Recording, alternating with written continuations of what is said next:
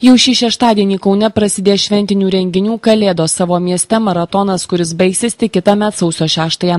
Miesto metraštininkas Senis Besmegenis su įvairiais pasakų personažais ir atskriesiančiomis gerosiomis raganomis įžiebs eglę.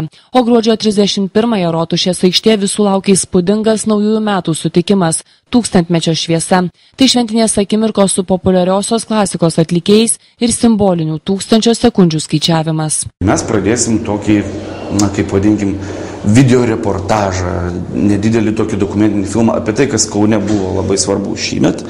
Ir į to video reportažo rėmus taip pat bus, tokie 3 labai svarbus akcentai. Tai teletiltas su mūsų šalies prezidentu, su Kauno miesto meru ir su gerbiamu metropolitu Tankevičiumi. Visų šventinių periodų vaikučiams bus organizuojami nedideli, bet smagus renginiai. Jau nuo gruodžio 6-osios kiekvieną dieną 12 val. Senis Besmegenis prie Rotušės išaugusioje kalėdinėje giraitėje lauks mažųjų.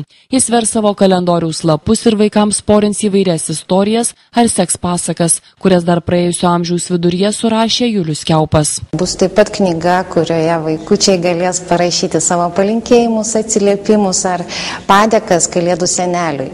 Ir taip pat nuo 6 dienos 12 val. Kiekvieną dieną mūsų Senis Besmegenis, kartais kartu su Kalėdų seneliu, kartais kartu su dar kažkuriuo tai personažu, ar tai meniniu kolektyvu, kiekvieną dieną nevers, bet pasitiks naują dieną. Teigiama, kad šiemet nušvis visa centrinė miesto dalis, tačiau didžioji dauguma šventinių renginių tradiciškai vyks senamiestyje.